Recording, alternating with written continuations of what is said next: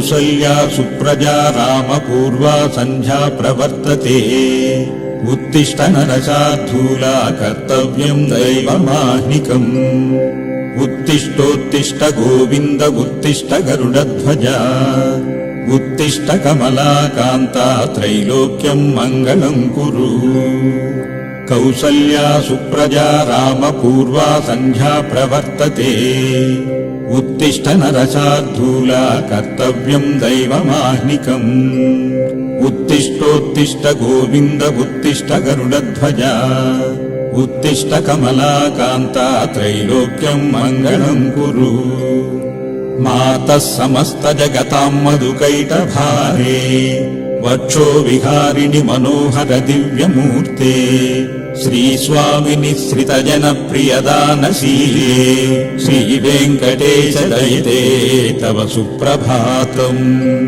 तव सुप्रभातमरविन्दलोचने भवतु प्रसन्नमुखचन्द्रमण्डले विधिशङ्करेन्द्रवनिताभिरर्चिते वृषशैलनाथ दयिते दयानिधे अत्र्यादिसप्तऋषयः समुपास्य सन्ध्याम् आकाशसिन्धुकमलानि मनोहराणि आदाय पादयुगमर्चयितुम् प्रपन्नाः शेषाद्रिशेखर विभो तव सुप्रभातम् पञ्चाननाभ्यभवषण्मुखवासवाद्याः त्रैविक्रमादिचरितम् विबुधास्तुवन्ति भाषापतिः पठति वासरशुद्धिमारात् शेषाद्रिशेखर विभो तव सुप्रभातम् ईषत्प्रफुल्लसरसीरुहनारिकेळपूगद्रुमादिषु मनोहरपालिकानाम् आवाति मन्दमनिलः सह दिव्यगन्धैः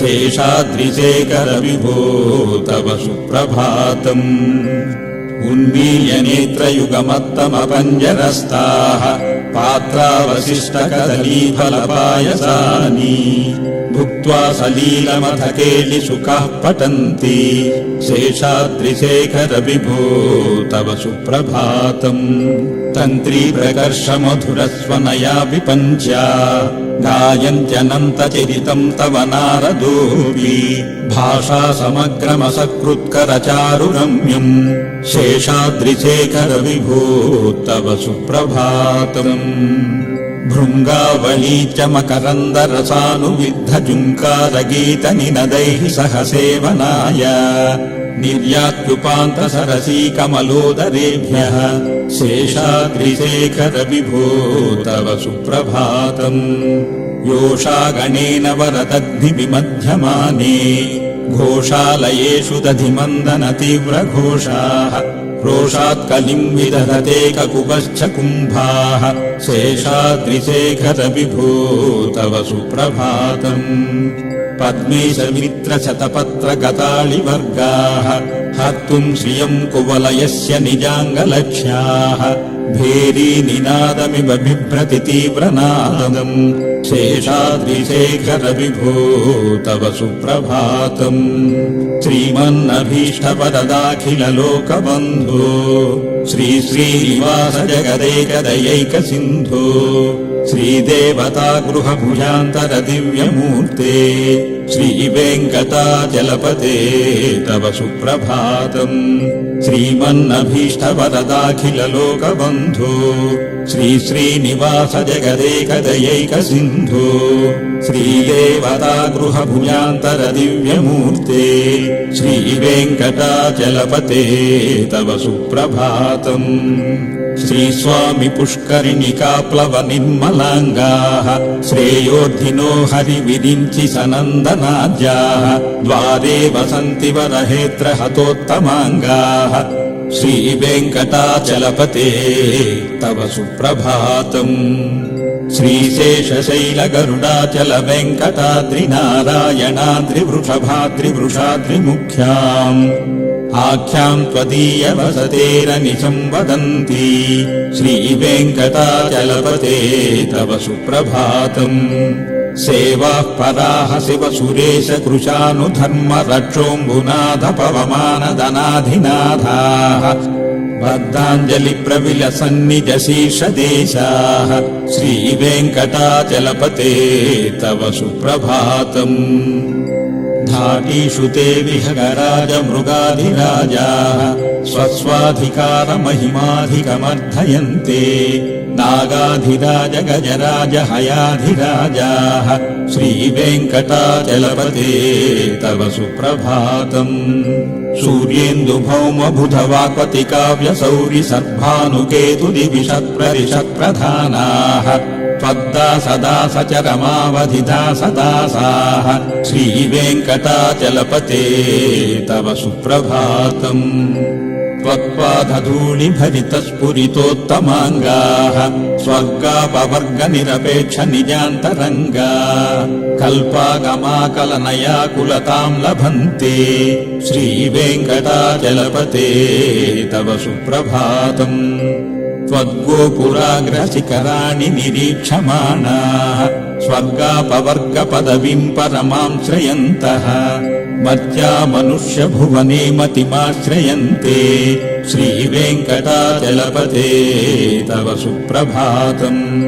श्रीभूमिनायकदयादिगुणामृताब्धे देवादिदेव जगदेकशरण्यमूर्ते श्रीमन्ननन्तगरुडाभिरर्चिताङ्ग्रे श्रीवेङ्कटाचलपते तव सुप्रभातम्। श्रीपद्मनाभपुरुषोत्तम वासुदेव वैकुण्ठमाधव जनार्दन चक्रपाणे श्रीवत्सचिह्नशरणागत पारिजातः श्रीवेङ्कटाचलपते तव सुप्रभातम्। कन्दर्पदर्पहर सुन्दर दिव्यमूर्ते कान्ताकुचाम्बुरुह कुट्मललोल दृष्टे कल्याण निर्मल गुणाकर दिव्यकीर्ते श्रीवेङ्कटाचलपते तव सुप्रभातम्। मीनाकृते कमठकोल नृसिंहवर्णिन् स्वामिन् परस्वदतपोधन रामचन्द्र शेषांश राम यदुनन्दन कल्किरूप श्रीवेङ्कटाचलपते तव सुप्रभातम्। येलालवङ्गघनसार सुगन्धितीर्थम् दिव्यम् वियत्सरसि हेमघटेषु पूर्णम् धृत्वाद्ववैदिकशिखामणयः प्रहृष्टाः तिष्ठन्ति वेङ्कटपते तव सुप्रभातम्। भास्वानुदेति पिकचानि सरोरुहाणि सम्पूरयन्ति निनदैहिककुभो विहङ्गाः श्रीवैष्णवाः सततमर्धितमङ्गलास्ते धामाश्रयन्ति तव वेङ्कटसुप्रभातम्। ब्रह्मादयः सुरवराः समहर्षयस्ते सन्तः सनन्दनमुखास्त्वदयोगिवर्याः धामान्तिके तव हि मङ्गलवस्तुहस्ताः श्रीवेङ्कटाचलपते तव सुप्रभातम्।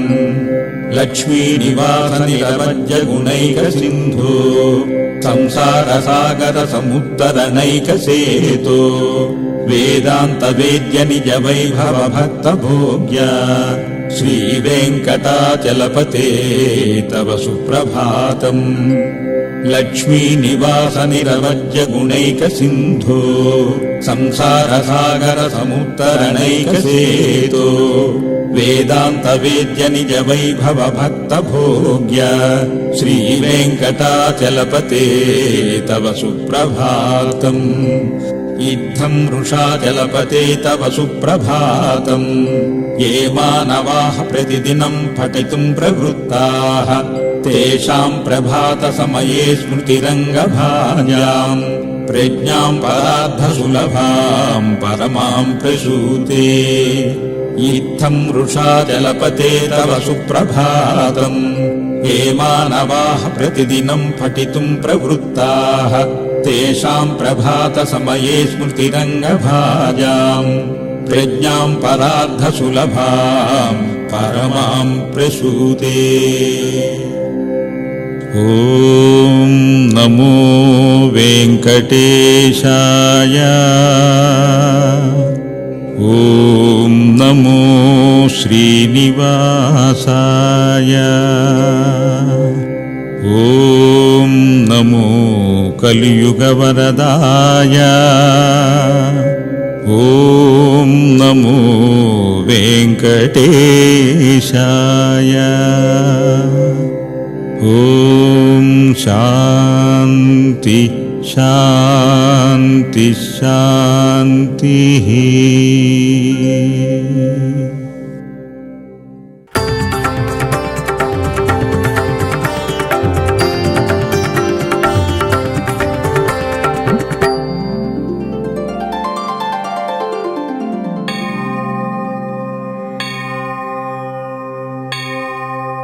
కమలాకుచూచుక కుంకుమతో నియతారుణితాతుల నీలతను కమలాయతలోచనలోకపతే విజయీ భవ వెంకటశైలపతే.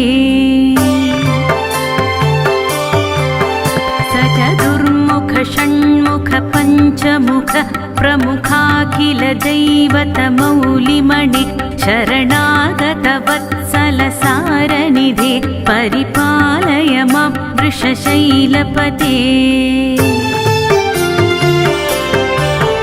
అతివేలతయా తవ దుర్విషహై అనువేలకృతైరపరాధశతై భరితం త్వరితం వృషశైలపతే పరయా కృపయా పరిపాహి హరే. अधिवेङ्कटशैलमुदारमतिर्जनताभिमताधिकदानरतात् परदेवतया गदितान् निगमै कमलादयितान्न परङ्कलये. कलवेणुरवावशगोपवधू शतकोटिवृतात् स्मरकोटिसमात् प्रतिवल्लविकाभिमतात् सुखदात् वसुदेवसुतान्न परङ्कलये.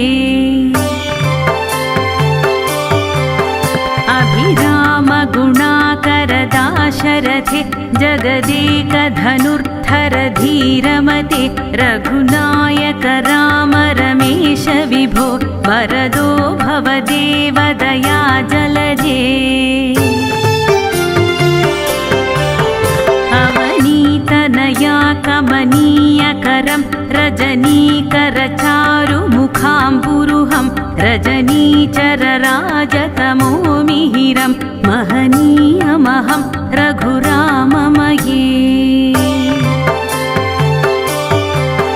सुमुखं सुहृदं सुलभं सुखदं स्वनुजं च सुकायममोघशरम् अपहाय रघुद्वहमन्यमहं न कथञ्चन कञ्चन जातु भजे.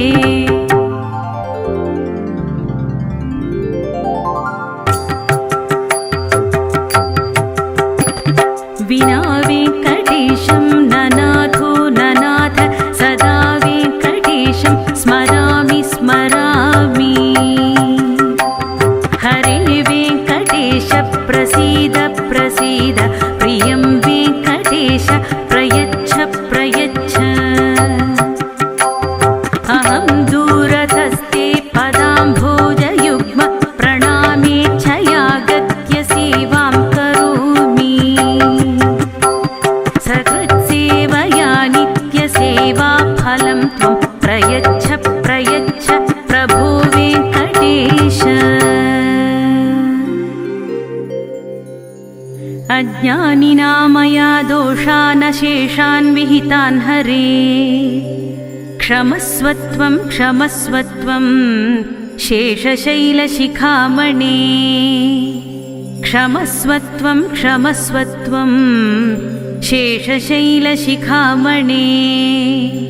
क्षमस्वत्वं क्षमस्वत्वं शेषशैलशिखामणे.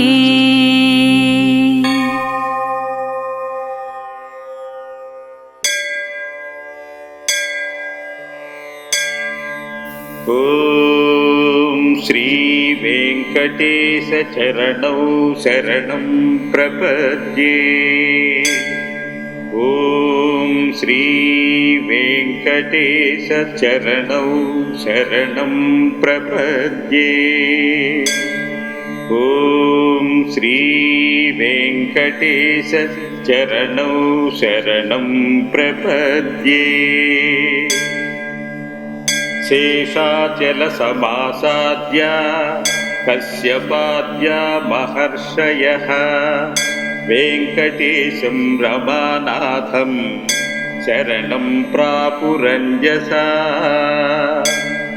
కలిసంతారకం పుణ్యం స్తోత్రమేతజ్జపే నరః సప్తర్షివా ప్రసాదేన విష్ణుస్తస్మై ప్రసీదతి. ఓం శ్రీ వెంకటేశ చరణౌ శరణం ప్రపద్యే. కశ్యప ఉవాచ కారి హ్రీమంత విద్యాయాః ప్రాప్తైవ పరదేవతా కలౌ శ్రీ వెంకటేశాఖ్యః త్వామహం శరణం భజేత్. ఓం శ్రీ వెంకటేశ చరణౌ శరణం ప్రపద్యే. అత్రి ఉవాచ అకారాదిచకారాంత వర్ణయ్య ప్రతిపాద్యతే కలౌ శ్రీ వెంకటేశాఖ్యః శరణం మే రమాపతి. ఓం శ్రీ వెంకటేశ చరణౌ శరణం ప్రపద్యే. అత్రి ఉవాచ అకారాదిచకారాంత వర్ణయ్య ప్రతిపాద్యతే కలౌ శ్రీ వెంకటేశాఖ్యః శరణం మే రమాపతి. ఓం శ్రీ వెంకటేశ చరణౌ శరణం ప్రపద్యే. భరద్వాజ ఉవాచ భగవాన్ భార్గవీకాంతో భక్తాభీప్సితదాయక భక్తస్య వెంకటేశాఖ్యో భరద్వాజస్య మే గతిః. ఓం శ్రీ వెంకటేశ చరణౌ శరణం ప్రపద్యే. విశ్వామిత్ర ఉవాచ విరాట్ విష్ణుర్విధాతా చ విశ్వవిజ్ఞాన విగ్రహః విశ్వామిత్రస్య శరణం వెంకటేశో విభుః సదా. ఓం శ్రీ వెంకటేశ చరణౌ శరణం ప్రపద్యే. గౌతమ ఉవాచ గౌర్గాలీశ ప్రియో నిత్యం గోవిందో గోపతిర్విభుః శరణం గౌతమాస్త్యాస్త వెంకటాద్రిశిరోమణిః. శరణం గౌతమాస్యాస్త వెంకటాద్రిశిరోమణిః. ఓం శ్రీ వెంకటేశ చరణౌ శరణం ప్రపద్యే. జమదగ్నిరువాచ జగత్కర్తా జగద్భర్తా జగన్నాథో జగన్మయా జమదగ్నిః ప్రపన్నస్య జీవేషు వెంకటేశ్వరః.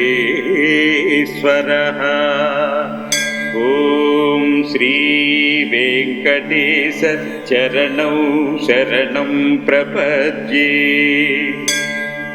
వశిష్ఠ ఉవాచ భక్తి జ్ఞానమాత్రం చ యన్నిర్విశేషం సుఖం చ సత్ తత్ర హైవాహమస్మీతి వెంకటేశం భజేత్ సదా. ఓం శ్రీ వెంకటేశ చరణౌ శరణం ప్రపద్యే.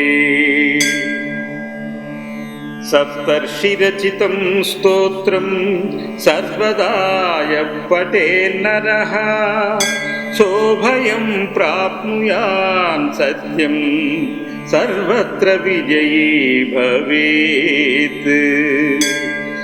सप्तर्षिरचितं स्तोत्रं सर्वदा यः पठेन्नरः सोऽभयं प्राप्नुयान् सत्यं सर्वत्र विजयी भवेत्।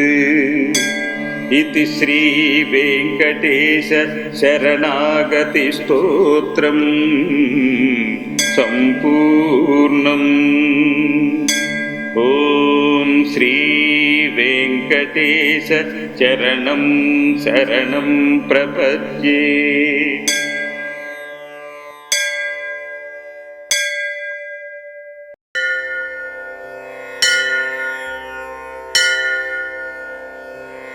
मुखे चारुहासं करे शङ्खचक्रं गले रत्नमालां स्वयं मेघवर्णम् तथा दिव्यशस्त्रं प्रियं पीतवस्त्रं धरन्तौ मुरारिं भजे वेङ्कटेशम्।